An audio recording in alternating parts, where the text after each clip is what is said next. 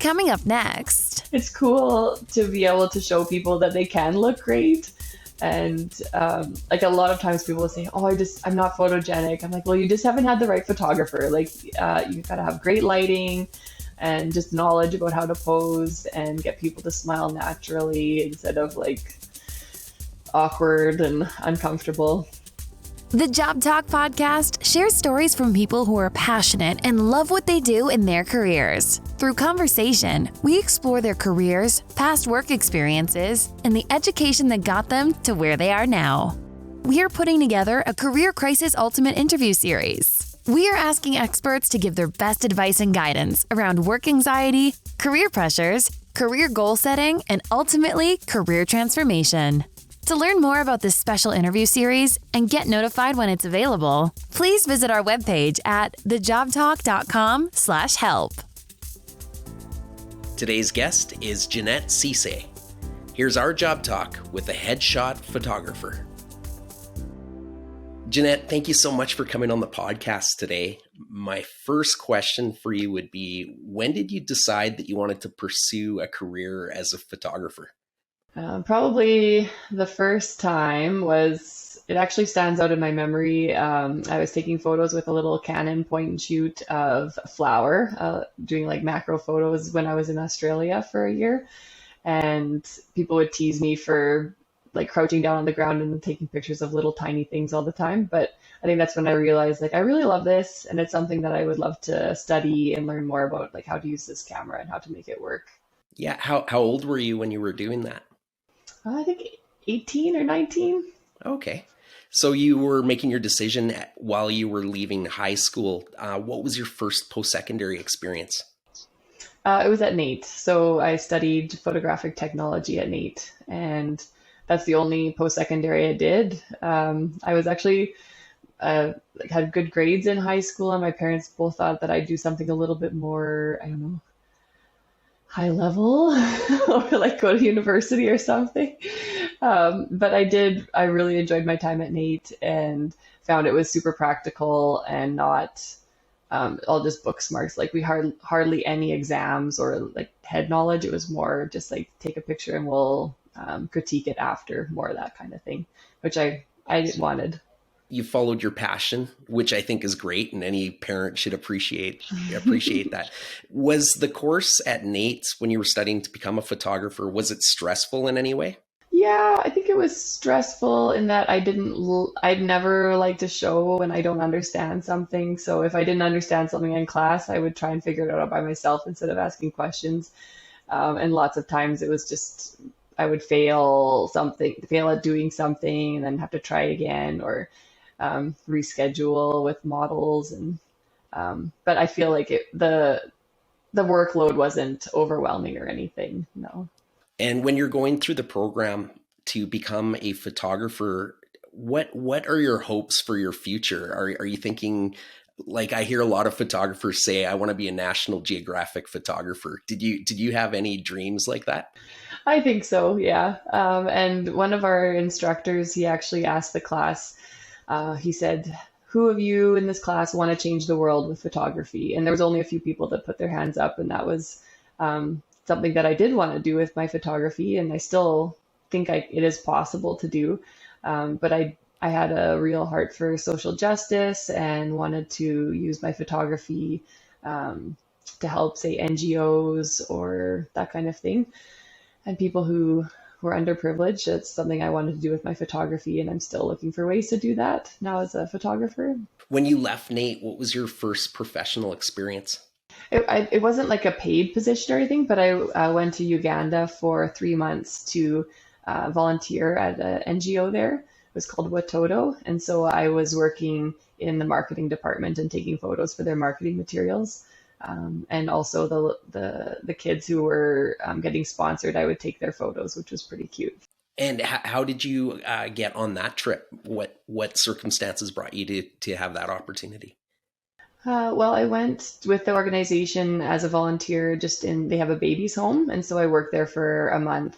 And then I actually almost missed my flight. My driver never showed up to pick me up. And somebody came to pick me up, and we were chatting, and he was like, "Oh, did you know that we actually have photographer positions for volunteers?"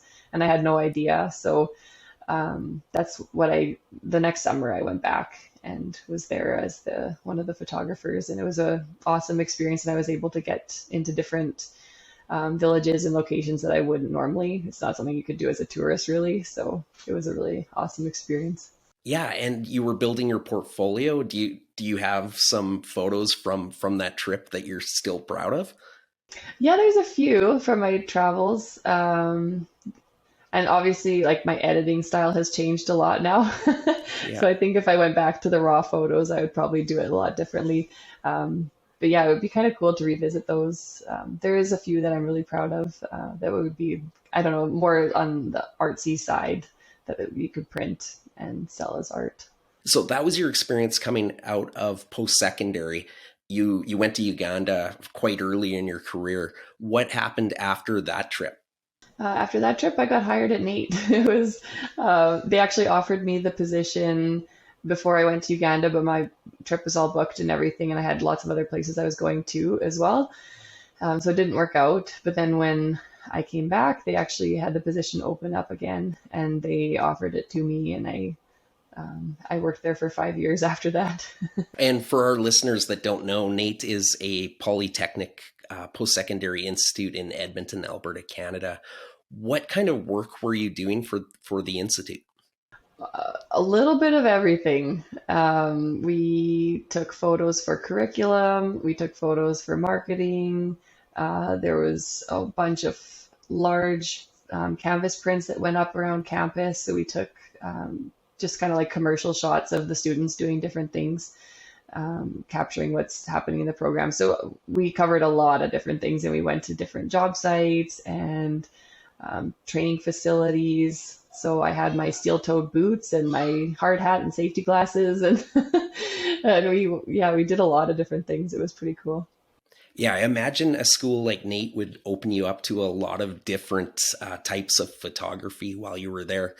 So you were continuing to build your portfolio. You spent 5 years, I think you said, Yeah. at NAIT. Yeah. What was your next step after you left NAIT? After I left NAIT, I wanted to start my own business because we were let go because of like budget cuts and that kind of thing. And I was like, okay, here's my chance. I've wanted to do my own business, and this is my chance. And then I had actually two different people let me know that there was a job opening at the university for a photographer and videographer. And I had absolutely no experience in video, and I had no intention of applying for this position.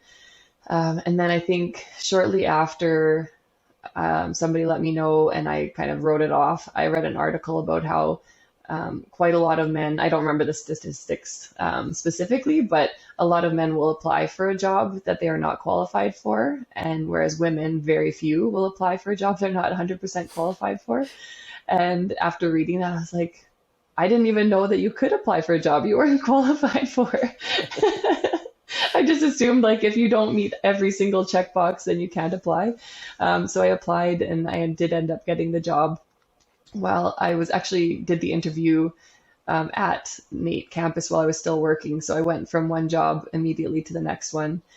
And yeah, did photo and video there. They let me learn on the spot. So I would sit there and watch YouTube videos on how to do videography. We bought a whole bunch of new gear. They really were very generous with letting me learn on the job as I went. And I made a lot of mistakes as I go, and like some decisions we would have to redo some things, but overall the product that we made I was really proud of. Like the videos was a huge learning curve. And it was something I resisted for a long time when I worked at NAIT. But it was really fun learning, and I would definitely like to learn more about it too. Was the work very similar to NAIT at the University of Alberta? In a way, somewhat, but so I worked in honestly, it's so funny. I can never remember the name of the department that I worked in, even though I was there for 2 years. It was for recruiting students, so we did a lot of photography for student life, which we didn't do a ton of at NAIT. So different events and yeah, we had an Instagram account, so we do profile features on different students. So I'd be in touch with students and do a little photo shoot with them for their Instagram account, and for brochures that the recruiters would take across the country. And I think even into different countries, like internationally, they'd have booklets and pamphlets, and they'd need kind of like stock photos for those things with all the university branding on them. And you spent 2 years at the university. Why did you leave that position? Because I got pregnant. Did you? Okay, congratulations. Thanks. That's a very good reason. And you didn't want to go back to the university? Well, what happened was I went on mat leave, and then I got pregnant first, my second child, while I was on mat leave. So I couldn't go back. I ended up sending in my resignation when I found out I was pregnant. I was like, yeah, I'm not coming back. Okay. And then while I was pregnant with the third child, that's when we started doing the headshot business. It was actually like the height of COVID, and I'm pregnant, and there's like very few people working at the time, and we thought, okay, well, this is the best time as any, we may as well start. It's not like I was bored or anything with 2 kids, but Yeah. it was something we wanted to do. Actually, let's talk about your business now. If you could tell us the name of the business and what is your main focus for your business. Yeah, so my business name is JSP Photography, which stands for Jeanette Sesay Professional Photography. And I focus on, I guess, like a high-end headshot. So it's not like on location with using natural light and that kind of thing, even though I have the skills for that. It's just I wanted to do something that I can do at home with a little studio here. It's mainly for say employees for businesses, and they want to have consistent headshots on their website. And when they get new employees, they can just send them to my studio. It's not like a lot of businesses where they have that little silhouette on their website of the headshot where they just take it with their camera or their phone, that kind of thing. So just keep things consistent and professional, and looking really high end. It improves people's perception of a business a lot, I think. For sure. How are you finding being an entrepreneur and owning your own business as opposed to being an employee of a large university or a technical institute like NAIT's? How are you finding that? How did you find that transition? I found it very, because I have a lot of ownership on it. It's all on me. And so I found it very exciting, and I had a hard time falling asleep at night when I was like designing my website and building my portfolio, coming up with different ideas and trying to find new models and people who would pose for my portfolio. That was just so fun. I found it like, I don't know, I just got so much energy from it, and it was very motivating, I think. Whereas at NAIT, you just kind of like people tell you what to do, or at the university, other people have ideas and you just fulfill the vision. Whereas for me, I have the vision and I can come up with my ideas and research different equipment that's out there. I found it really fun. Well, for people listening and wanting to become a freelance photographer, let's talk about what are the must-haves as far as equipment is concerned when you're going out on your own. Well, for headshots specifically, like you definitely need a good camera, but you don't need something that can print billboards. Like some people, like the camera that I have is very expensive. The capabilities are huge. Like when I zoom in on people's faces, you can see every individual hair and pore, and like most people don't even want to see that much anyways. Yeah. Like an entry level mirrorless cameras, they're awesome. They're small, they're compact. Prime lenses are, like, in my opinion, prime lenses are the way to go, where it's not a zoom. You can get like my absolute favorite lens for family photography is just a Canon. It's an 85 1.8. I think it was $300 or $400, and it's still the same price. And it's still my favorite. Like I've got thousands of dollars for lenses, and that's my go-to lens. And I don't know, something about it I just love. And just learning natural light. Like you don't have to have the big softbox and all the triggers and the receivers and all this stuff. Like if you know how to use a really nice soft window light, or yeah, like even overhead shot, like garage lighting is awesome. If there's lots you can do with just natural light. And how are you finding clients? What success have you found in landing interest from the public for your business? Oh, a lot of it, I mean, like any business, it's word of mouth. So if people have friends or coworkers, then it spreads that way. And a lot of my clients that I'm getting now are from connections that I built while I was building my portfolio. So I was doing free headshots for people who would come and pose for me, and they've referred a lot of their friends. There's a realtor specifically who he was one of my first headshots, and I've honestly got so many clients from him. I owe him so much. How do you handle constructive criticism from your client if they're not necessarily happy with something that you've given them? It doesn't happen too often, but mostly because I did learn this from doing headshots at NAIT as well. Like a lot of people are super critical, but it's of themselves. It's not me. It's not like my abilities as a photographer. We're also critical of ourselves, or don't like the way our one eye is smaller than the other or whatever.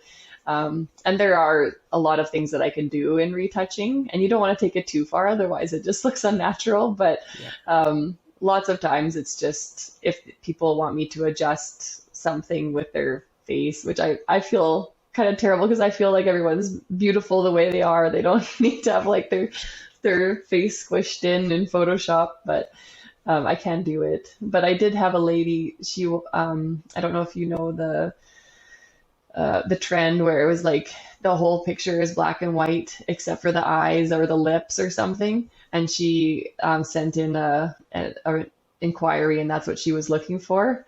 And I was like, I don't think it's not my style. I can do it, but it's not my style. And I think there's other photographers who will do it better or something like that. You have to come up with something gentle. Yeah. I was going to say, I get caught up in the trends in video production as well. And there was a long stretch where people really liked the very flat, gray looking video, which personally I wasn't in favor of, because I always thought we have these beautiful cameras that can capture all of the beautiful colors in the world. Why would you want to put out a gray video? But like muddy, that's for another discussion. How do you stay up on trends in photography? And I guess we were just talking about a trend that maybe you didn't necessarily like, but I'm sure there are things that come along that you do. How do you keep up to date with the change in photography? A lot of it is being on Instagram. I follow quite a lot of headshot photographers. There's a well-known headshot photographer who has like his little minions. His name is Peter Hurley, and he has like basically his crew. So it's like hundreds of photographers all over the world who follow his style. So I've followed a few of them on Instagram, and not everything I'm on board with. Like a lot of them, they'll crop right about here through the head. And I was doing it at the beginning, and then I was like, why am I doing this? I don't like this. And I remember when I was at NAIT, one of the designers for a billboard or a bus, they cropped through the head. And I was like, why would anyone do that? Like, I just didn't like it. So sometimes there's trends of like high-end headshot photographers, but if I don't like it, and if it doesn't, and a lot of my clients would be like, why are you cutting through my head? So I'm like, why am I doing this? Just because it's a trend. Like, I should just stick with what I know. Exactly. Can you tell me something that you struggle with as a photographer, and how do you work to overcome it? Well, I think one of the big things is keeping on top of Photoshop, like editing techniques, because I graduated in 2010, so it's been a long time and a lot changes with technology since then. So every now and then I'll go on YouTube to look up something specific, like say I had a realtor team and I needed to learn how to select out their bodies off of the background so they can just put it onto all their marketing stuff. Um, and so I was looking that up. I was like, I had no idea this tech, like Photoshop is so advanced now. Like I can just click a button instead of like doing these long, hour-long selections. So yeah, there is a very good YouTuber out there who has amazing instructions on so much in Photoshop. So I think I just need to like set aside time every week to just watch a couple videos and keep on top of things. Because honestly, it's such a time saver, all the technology that they have now in Photoshop. Is that one of the things you wish you knew going into starting your business, or is there anything else that you wish you knew day one of when you were starting up? Well, I remember this is back when I started at NAIT, and I was kind of shocked or disappointed with how much time we spent in front of the computer. I was like, in my head, it would be like every day, all day, taking pictures. And then I got to work and it was maybe 2 or 3 shoots a week. And then the rest of the time is like emails and cataloging and keywords, and planning and meetings and committees. I'm like, I don't want to do any of this. I just want to take pictures. But as an entrepreneur, yeah, it is a lot of computer time and staying on top of invoicing and all your scheduling. It's a lot that I didn't expect, I think. And a lot of photographers will outsource their editing because they're like, I just don't want to sit in front of a computer. I want to do more shooting. Like, I'd rather not do that myself. Yeah. And what do you love about photography? Well, I think my favorite part of my job right now is when people see their first image on the monitor, like when they're in the studio and they see their photo pop up. A lot of them will just be like, put their hands to their mouth and be like, that's not me. Like, I don't even look like myself. Like, they're so happy. And one lady, she almost started crying. She's like, my dad would be so proud of me. Oh. So I don't know. It's cool to be able to show people that they can look great. And like a lot of times people will say, oh, I'm not photogenic. I'm like, well, you just haven't had the right photographer. Like you've got to have great lighting and just knowledge about how to pose and get people to smile naturally instead of like awkward and uncomfortable. I was recently at a photo shoot where I walked into the studio and he was shooting, professional photographer. He was shooting many people and had been doing it for hours. And he had formatted his card somehow and had lost. I don't even want to know how many he had lost. But when I walked into the studio, his face was in his hands and he was quite upset. Oh my gosh. Have you had any experiences? And I don't think you seem like you wouldn't format a card with footage on it, but have you had any failures on any of your shoots? Oh, I mean, I had a close call when I did a wedding. It was just a small wedding, but a wedding's still a wedding, regardless of how small it is. But I had the 2 straps on my shoulders, and I was swinging, like the cameras were I was swinging on my hips. And so I was walking back to the car, and they were just jostling around. And I went to load it into the car, and I looked at the back of the camera, and it said, "Format card, are you sure?" Oh. So my hips must have like pushed buttons. Oh man, I very much panicked. It's like I almost lost didn't. all of their footing. Thankfully you have 2 cameras, so you've got something, but it was my more dominant one, so I would have lost the majority of their wedding photos. Yeah. So now I turn them off when I'm walking. That was a near miss, but looking back over your career, can you think of a very stressful shoot you were on and how did it turn out? I remember at NAIT, there was a lot of stressful shoots or like high stakes where there's a lot of moving parts and people's schedules and the lighting. It's hard to think of a specific one. I remember they were installing solar panels on the top of the building, and this was at NAIT, and I was getting really annoyed because they made us go up there every day on the roof to take pictures. And I was like, this is such a waste of time. And the weather was not fun. And I got this shot, I think it was like on the third day of going there. And I knew the instant I took it, I was like, this is going to be like the money shot. Yeah. And it turned out it got used on the billboards. It was used by the company on their vehicles and a lot of their ads. And even I think something in the States for the US voting, like getting people out to vote. That was one of the photos they used. They stole our photo and didn't give us credit. But yeah, it was used for a lot of things. So sometimes, yeah, you think it's like a waste of time or you're not going to get a good shot, but sometimes the stars align and you get the money shot. Yeah. And when you got married, did you hire a wedding photographer?